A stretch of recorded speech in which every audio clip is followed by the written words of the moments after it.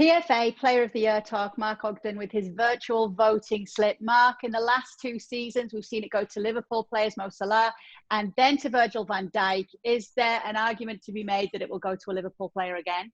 I think it's a fairly strong argument, isn't it? I think, they've had a sensational season that you look at the characters that are probably contenders. You have to narrow it down maybe to 4. I think you look at Van Dijk.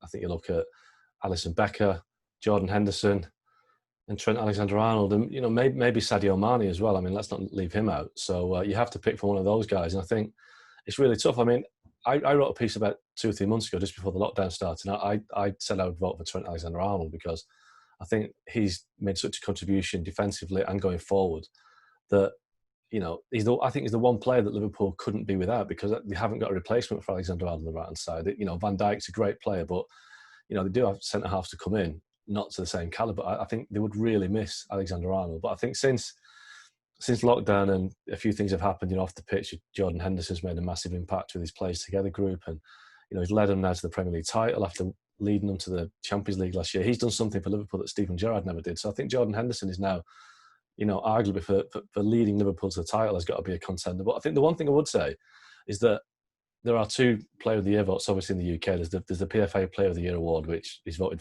by the players. And there's the Football Writers Award, which is voted for by the journalists like myself. And last year, that was done by Raheem Sterling. So, there are 2 different votes. And so my vote will have to be cast in the next couple of weeks. And I think there is a potential for someone like Kevin De Bruyne, who's had a fantastic season at Man City, to split, to almost kind of take advantage of so many Liverpool players being in contention to actually win this award. Because if 5 Liverpool players get votes, De Bruyne could actually outdo them all. And people might laugh, but Sir Alex Ferguson still complains about 1999 when Man United won the treble, they won the league, the Premier League, the European Cup, and the Player of the Year that year was David Ginola, who played for Tottenham. So it was just a freak whereby Roy Keane, Andy Cole, Dwight York, Jaap Stam, Peter Schmeichel, they all picked up votes. But because they split the vote, Ginola won the award because, he managed to get all the other votes. So it'll be interesting. De Bruyne could win it. Yeah. So that could be taking advantage of it that way. Could be that. You did mention Jordan Henderson, though. You could say it's not as fashionable a choice as we've seen in recent seasons. What do you make of those who criticise a play like that on course to win an award like this? I think in the past it's been the glory guys, hasn't it? The guys who score the goals, the superstars. But I think on this occasion, because Henderson, I suppose, he's one of these players that has come back from he was on the verge of leaving Liverpool a few years ago under Brendan Rodgers. He was almost being sold to Fulham, and he's really had to work hard at being who he is and what he is. He's now 30. He's the captain of the champions, the European champions, the world champions, and he's really had to work hard for that kind of respect. So I think, yes, he's not a spectacular player, and some might argue that he probably, if you had a combined team of Man City and Liverpool players, he might even get in it.